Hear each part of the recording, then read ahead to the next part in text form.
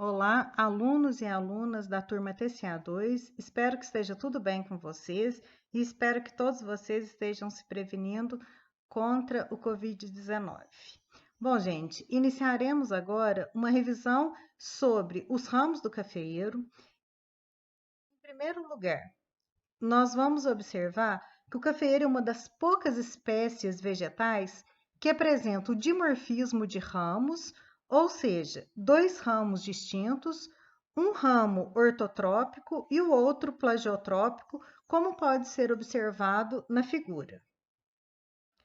Bom, na verdade, o ramo ortotrópico, ele é originado a partir do embrião, quando o meristema apical caulinar inicia a divisão celular, formando então o principal ramo do cafeeiro, a ele que vai ser responsável pela sustentação da planta. Aqui nós temos duas plantas em início de desenvolvimento. A primeira em fase palito de fósforo, a segunda na fase de orelha de onça, lembrando que esses termos eles são para o cafeeiro. E aqui representando já o início do desenvolvimento do ramo ortotrópico da planta. Aqui nós já podemos ver uma planta, na verdade uma muda, né, em estado padrão, ou seja, quando nós falamos que uma muda é padrão, é porque ela apresenta de 4 a 6 pares de folhas verdadeiras, desconsiderando as duas folhas cotiledonares, ela está pronta para ser comercializada. De acordo com a legislação vigente, é o padrão das mudas hoje de cafeeiro, onde nós podemos ver o ramo ortotrópico desenvolvido, sustentando as suas folhas. Aqui, os primeiros ramos plagiotrópicos já surgindo, então vale a pena lembrar que quando essa planta vai para o campo, com 4 a 6 pares de folhas, elas não apresentam ainda os ramos plagiotrópicos. Por quê? Porque os ramos plagiotrópicos, eles surgem das gemas cabeça de série, que ficam entre o 9º e o 10º pares de folhas verdadeiras. A partir daí, os ramos plagiotrópicos surgem e o termo que nós usamos é o cafeeiro cruzou no campo, ou seja, os primeiros ramos plagiotrópicos surgiram a partir das gemas cabeça de série. Aqui nós temos um ramo plagiotrópico de uma lavoura nova, então a quantidade, os nós que desenvolveram durante o ano agrícola, que vai de outubro até março, na verdade nós ainda estamos em temperatura elevada, com disponibilidade de água, favorecendo então o crescimento vegetativo da planta. Então este ramo plagiotrópico, ele surge de uma gema cabeça de série. Então, aqui nós temos uma representação esquemática das gemas axilares do cafeeiro e dos órgãos que cada uma delas origina. Então, nós observamos um ramo principal, que é o ramo ortotrópico, aonde a partir do 9º, e na verdade entre o 9º e o 10º pares de folhas verdadeiras, surgem então as gemas cabeça de série que irão originar os ramos plagiotrópicos. No mesmo ramo ortotrópico, nós temos também as gemas seriadas, que vão dar origem a novos ramos ortotrópicos ou chamados ramos ladrões. Na verdade, acontece uma coisa. Estes ramos, eles surgem para a perpetuação da espécie. Todas as vezes que o cafeeiro sente ameaçado, seja por um ataque severo de pragas ou doenças, por condições climáticas adversas, como seca intensa, uma chuva de granizo, uma geada, ou por alta produção, que são fatores que estressam essa planta, surge então o desenvolvimento das gemas seriadas que vão dar origem a novos ramos ortotrópicos. Então, as gemas seriadas presentes no ramo ortotrópico dão origem a novos ortotrópicos, provando mais uma vez que o cafeeiro é um arbusto lenhoso. E essas gemas seriadas, elas surgem a 10 centímetros de altura do solo. E aqui também nós podemos observar as ramificações secundárias do ramo plagiotrópico, que também originado de uma gema cabeça de série. Então, as gemas cabeça de série, que estão tanto no ramo ortotrópico quanto no plagiotrópico, elas sempre vão originar ramos plagiotrópicos. Daí, se elas estiverem no plagiotrópico, vão originar ramos plagiotrópicos secundários, terciários e aí por diante.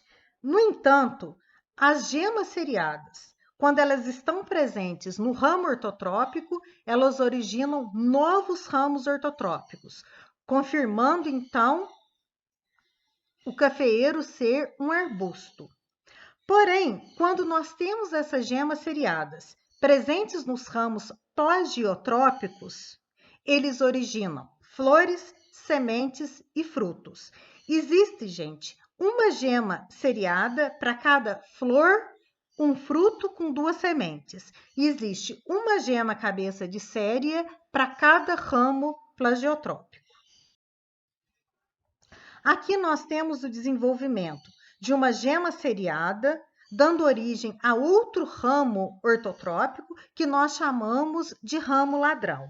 Aqui, como é uma planta jovem, uma prática que se inicia aqui é a desbrota. A desbrota é a primeira poda que é realizada num cafeeiro.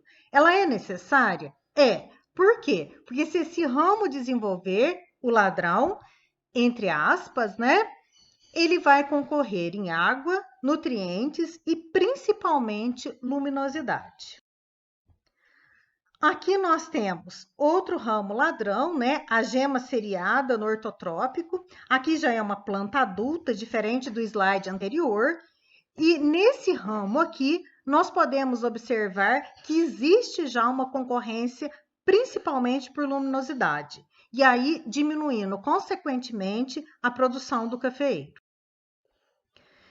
Neste ramo plagiotrópico, nós encontramos também as gemas seriadas. No entanto, as gemas seriadas no ramo plagiotrópico, elas originam flores, sementes, porque são 2 sementes por fruto, e, consequentemente, os frutos.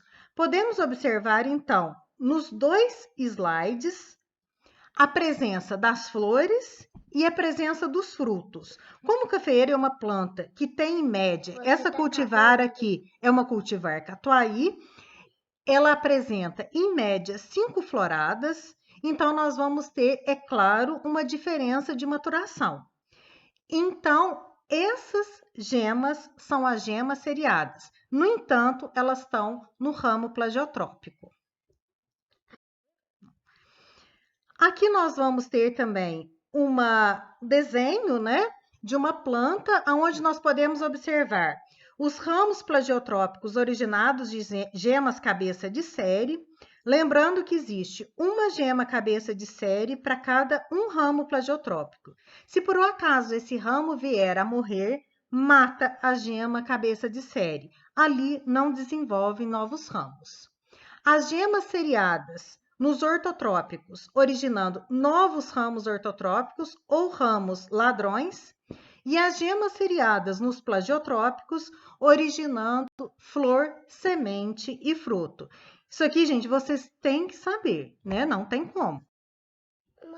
Aqui, gente, um provável problema que muitas vezes ocorre em lavouras cafeeiras pode ocorrer por problemas fisiológicos, como elevada temperatura, um déficit hídrico acentuado, uma alta produção, que nós chamamos de cinturamento. O que vem a ser o cinturamento? É a perda dos ramos plagiotrópicos, geralmente no centro da planta, causando aí elevados prejuízos ao produtor. Por quê? Porque aonde se perde um ramo plagiotrópico, mata a gema cabeça de série. Nessa planta, se a planta perdeu vários ramos, é lógico que ela vai trazer prejuízos ao cafeicultor. Então, qual é a prática realizada nesse caso? Para eu recuperar essa planta 100%, é realizada uma poda, na verdade, um desbaste abaixo do ponto de cinturamento, para que a planta possa se recuperar e tornar a ser produtiva ao cafeicultor. Outro também detalhe que nós observamos é o esqueletamento seguido de decote. Na verdade, gente, o esqueletamento ele é pura morfologia e, na verdade, fisiologia lá na frente também. Então, aonde nós vamos retirar os ramos plagiotrópicos, eles têm que estar perfeitos, senão não há uma boa recuperação dessas plantas, como pode ser observado nessa figura. E essa poda é realizada a 20 centímetros do ortotrópico. Por quê? Porque a 10 centímetros nós já consideramos que essa planta já tem gema cabeça de série. A 20, essa planta vai desenvolver normalmente. Por que ela se recuperou? Porque as gemas cabeça de série já se formaram e formando aí novos ramos plagiotrópicos, recuperando 100% essa planta. Aqui já uma recepa, a poda mais drástica que nós temos no cafeeiro. Ela é realizada a 40 centímetros do solo, sempre em corte em bisel, para que não haja acúmulo de umidade. 2 ramos ortotrópicos são conduzidos sempre no sentido da linha, como pode ser observado na figura. Porém, geralmente, de 8 a 9 gemas seriadas são desenvolvidas. Porém, nós selecionamos os 2 ramos mais vigorosos, mais abaixo, para que eles possam ser conduzidos. E nós não retiramos um deles, mesmo após o desenvolvimento